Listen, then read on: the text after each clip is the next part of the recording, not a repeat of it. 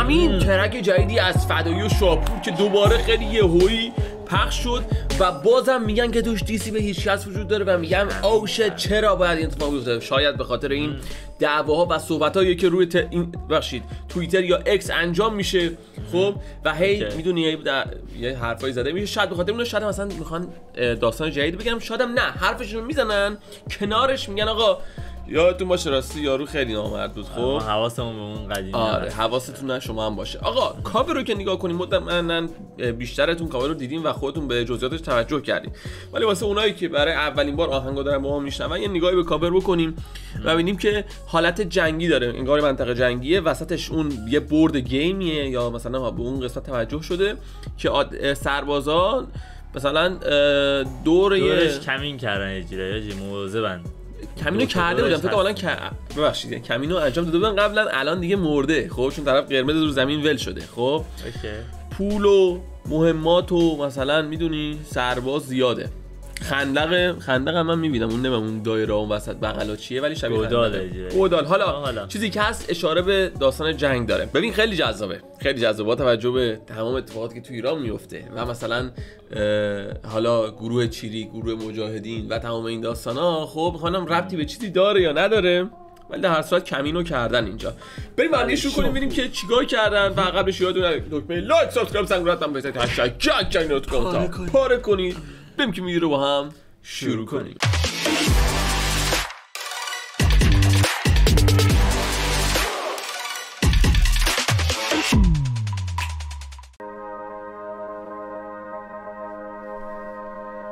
بچه همون توی کمین زیادن دور همن پلیسو میزنیم زمین میدوزیم براشون کفن بچه همون توی کمین زیادن دور همن پلیسو میزنیم زمین میدوزیم براشون کفن.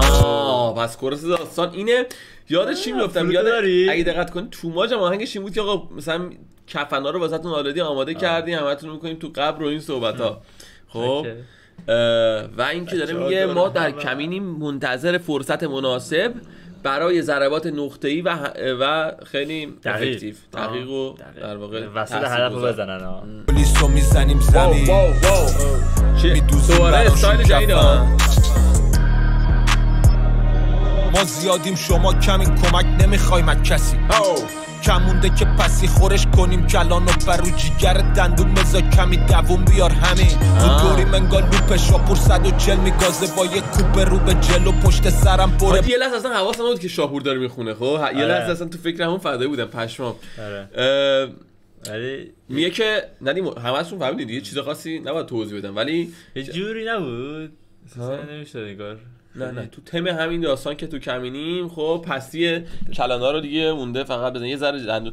اینقدر یه مقدار صبور باشید. خب یه مقدار صبور باشیم، ما به وقتش در نقطه حضور داریم که اون موقع کارو انجام میدیم. 140 میگازه با یه کوپه رو به جلو پشت سرم پر پوک کیفم کوب که دشمن گوخورش ملسه انگا خوب که مثل مغز ندارن تو جمجمه پشت چشام. چی خورش ملسه انگا خوب که چی خوره؟ گوخورش قوی چون مثلا خوکام اگه غذا نباشه خب اونجا مجبورن چیز خودشون رو بخورن. خب گوه خودشون رو بخورن.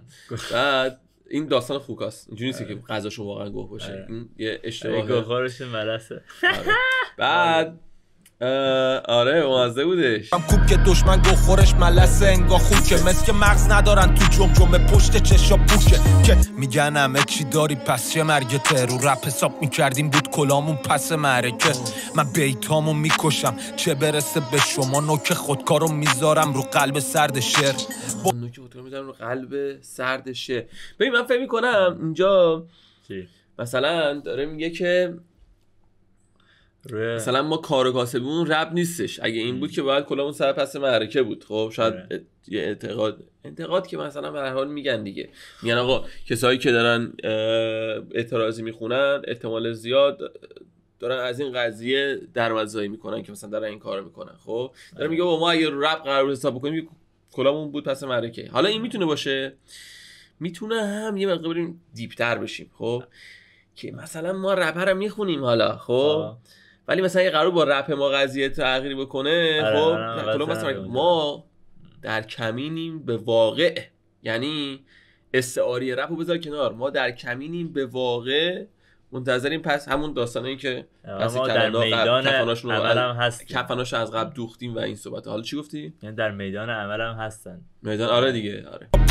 که میگن همه چی داری پس چه مرگته، رو رپ حساب میکردیم بود کلامون پس مرکه. من بیتامو میکشم چه برسه به شما، نوک خودکارو میذارم رو قلب سرد شعر. باید بود تو بدخامون بنی جای دست. اینی چرا گفت؟ چون وقتی یه چیزو میکشی خب بدن سرد میشه دیگه. میگه من بیتامو میکشم واسه همین خودکارا میذارم روی قلب سرد شعر. از یه طرف شعرم خیلی سرد یعنی خیلی مثلا آقا هیچ احساسی توش نیست، خیلی ما میریم سراغ داستان. خب اصل مطلب بدون احساس، بدون مثلا beating around the bush. خب یک دو اینی که آقا من بیتامو میکشم، کشته شده اینا که خودکارم گذاشتم قلب سردش. شما رو میکشی. میدونی بخوای بهش فکر بکنی معنی ازش میتونی در بیاری. رو میذارم رو قلب سرد شعر. باید بود تو بدخامون بنی جای دستش. یه رو نمیفهمن کشتنش یا بیماری رفته. دیدی نیستیم فکر کردی همه چی تمومه، بشین ملتفت تکمیل همه چی تمومه. ببین جنس دارم بیشتره یه پاساژ. وایسا چقدر جالب شد. یکی که میگه چاهنگ باحالیه، خیلی نکته و اینا توش زیاده. از اون طرف از لحاظ بیتی هم هی تغییر میکنه و جذابه. یکی که داره میگه یهو مثلا میره بیمارستان، نمیفهمی که کشیمت یا مریضی بوده. خب یعنی یه جوری میکشیمت، خب مثلا حالتی که آقا دیدی پویزن سم میریزن تو غذای نفر، خب یارو نمیفهمه کجا خورده، یه همچین حالتی. توجه ما اینجوری یعنی دستمون بهت میرسه خلاصه به راحتی. تمومه بشین ملتفت تکمیل همه چی تمومه. ببین جنس دارم بیشتره یه پاساژ، زنگ خورم بیشتره یه آژانس. دست تو بندا بهم نگو داداش، چاقال خلافکاراش به من میگم بابا. بچه‌هامون صدا خانومه چی میگفت اینجا؟ بچه‌ها هم اعتراضی هن، هم مواد فروشن، هم مثلا میدونی برای. خب از اون طرف این جنس میگه شاید مثلا جنس همون موزیک هم باشه همیشه، چون مثلا تو خیلی رپرها همش میگن آقا ما جنسی که داریم میگیم منظورمون موزیکه. خب چیه؟ به حجمش اندازه پاساژ. آره دیگه داره میگه ما انقدر موزیک داریم به واقع به اندازش به وقتش مثلا بدیم. از اون طرف میشه مثلا همون فلکس مواد دوزی هم باشه، یعنی جنس مهمات هم باشه، هر چیزی میتونه باشه، فقط مواد یا جنس گفته دیگه، ما که نگفته که چه جنسی که. به من میگم بابا. بچه‌هامون توی کمی زیادن دور همه، پلیس رو میزنیم زمین، میدوزیم براشون کفن. بچه‌هامون توی کمی زیادن دور همه، پلیس رو میزنیم زمین، میدوزیم براشون کفن. یه طرف هم نکن اینا تعدادشون خیلی زیاده و یه مثلا گفتش ما تعدادمون خیلی بیشتر از شماست. خب یعنی مثلا واسه یه نفر حاجی خب کلی آدم هست در کمین که مثلا همون یه نفر رو فقط بزنه، اینقدر ما بیشتر مثلا شاید نسبتمون 100 به 1 باشه، یه همچین استایلی. بعد توی کمینی نکن یارو یه نفر وسط فلش های مختلفی از جاهای مختلفی سمت طرف هستش. میدونی چی میگم؟ حالا اینا حالا بریم سراغ ورس فدایی، ببینیم فدایی چه کرده. دوزیم براشون کفن بیا با نفسم قاطی میشه مه صبح، روشن سیاهی جنگل توی چش گرگ. به نبودنم خوش نکن دل تو، منتظرم تنها باشی تا بگیرم خیر تو. قفله میگه اگه هوا ما تنها الان نیستیم منتظر همون در کمین بودنه. خب در کمین یه لحظه ها ببینیم فرصت مناسبه بیایم سراغت. خب اوکی جذابیت. ولی معمولا فلکس میکنن سر اینکه آقا مثلا تعدادم زیاد باشه ما میایم میزنیم، ولی اینجا برعکس آقا میگه مثلا تنها که شدی بیایم سراغت. چون اساسینن اینا. اساسینه. آره. مثلا یه سری اشاره کرده به حشاشینا. آره مثلا شکشون هشاشین بوده درست دادم باشه. شاپور بوده شکل. درست گفتم؟ آره اسم ترکش نبوده. تو منتظرم تنها باشی تا بگیرم خیر تو. قفله به رو در همه کلبه ها، دنبالتم مثل رو سنگ محفلمون میشی نقره داغ، آتیشمون روشنه تو دل کوه. اول مدل خوندنش چه مدل خاص و جالبیه. خب بعد من میتونستم اینو تصویر سازی کنم خب حالا مثل فیلمایی که دیدم خب که چه میدونم یارو خب چون همه شهر مثلا فکر کن آقا مثلا یاد واقعیتش یاد فیلم رگنار افتادم خب مثلا اونجوری فکر کن یه انگلیسی توش افتاده تو شهر وایکینگا بعد همه دراش بسته مثل رگنار داره یواش یواش با تبر داره میره سمتش اون داره سعی می‌کنه فرار کنه ولی جایی نیست که فرار بکنه خب اینم حالتیه که مثلا میگه مثل روح افتادن اون دیگه فکر کن هوا هم مهیه خب گفتش که مه با نفسم قاطی میشه اولش یه همچین تصویری تو ذهن من اومد ممکن شما یه تصویر دیگه جالب تری فیلم‌ها و بازی ترسناک بودن که جنگل کلبه مثلا فرایدی 13 روشن تو دل کو بیتابمون نازل میشه مثل آیه ها واسمون راهو وا میکنن قاتلا تا به جنبی دور تو تاریکی میگیره دونه دونه زیاد بشن سایه ها اگه خیز بردارم میذاری پا به فرار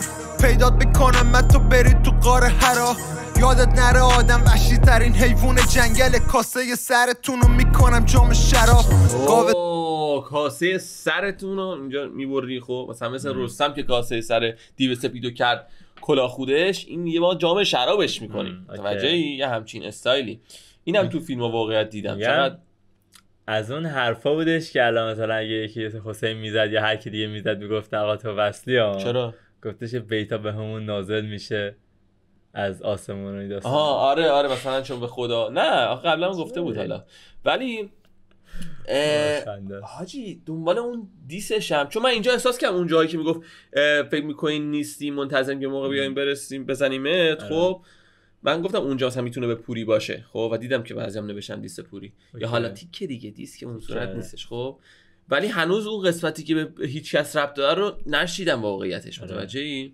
دونه دونه زیاد بشن سایه ها اگه خیز بردارم میذاری پا به فرار پیدات میکنم من تو بری تو قاره هرا یادت نره آدم وحشی ترین حیوان جنگل کاسه سرتونو میکنم جام شراب گاو درسته میچرخه رو آتیش قافیه ها مثل سیخ فولادی شکارچی ماهر همیشه ساکته دریا قبیر قبل سونامی راست میگه قبل این سونامی خب یه حجم زیادی اول میره عقب که بعد اینجوری بکشه بالا بیاد بزنه دیگه خب قویه چرا ما ساکتیم چون ما شکارچی ماهریم توجهی به وقتش همون داستانی که گفتم اونجوری میشه الانم شاید یه جورایی میگن سکوت قبل از طوفان متوجه اینا هم داستانو یکی دو ماه پیش یه ماه گذشته سکوت قبل از طوفان بود دیگه یعنی نکن توی یه هفته چقدر ترک و آلبوم اومد آقا چرا به کل داستان داری نگاه میکنی ما داریم در مورد این بیف به صورت اختصاصی داریم صحبت میکنیم خب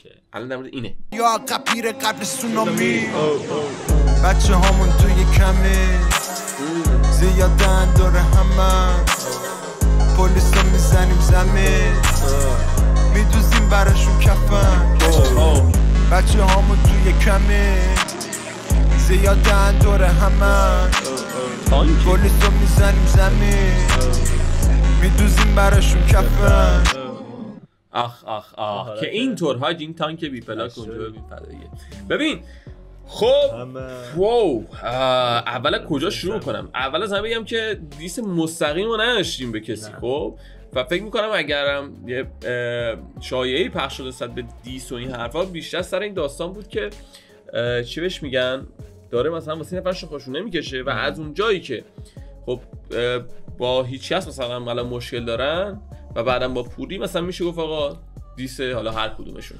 مثلا شاپور به اون با پوری باشه فدایی مثلا با هیچ آره میتونه اینجوری باشه اصلا این طریز کمینه اما کمین بعد آخه من ببین حالا میگن هیچ اصلا ولی به این فکر بکنی که اصلا هیچ کس اصلا حرفی نزده که بخوان اینا مثلا بعد جوابی در جوابش سکوت کرده باشن وجود آخرین دیس خودشون دادن و اونم مثلا یه سری توییت فکر کنم زد بعدش خب من فکر البته چرا راست میگی دیگه تو اون آهنگ آخریش است که اومد یه تیکر ریز اومد که مثلا اینا اومدن به شکل دوست و رفیق ولی حالا هم دقیقاً چی گفت ولی همین داستان توش داشتش حالا اونم اگه بخوایم حساب بکنیم میتونه هیچ کس باشه ولی من فکر میکنم میتونه پوری هم باشه حالا ببینیم داستان چی میشه دیگه در آینده هر اتفاقی بیفته اون تعیین میکنه بذاریم اینو کنار بیتش بسیار نابی بود و مدلی که مخصوصا فدایی داشت روش میخوند خب خیلی جذاب بود به نظر من هم مثلا ببینم از حدوداً یا از یا از شروع بیف و پوری یا از یه مقدار قبل از اون دیدیم که تغییر داره میکنه مدل آهنگایی که دارن میدن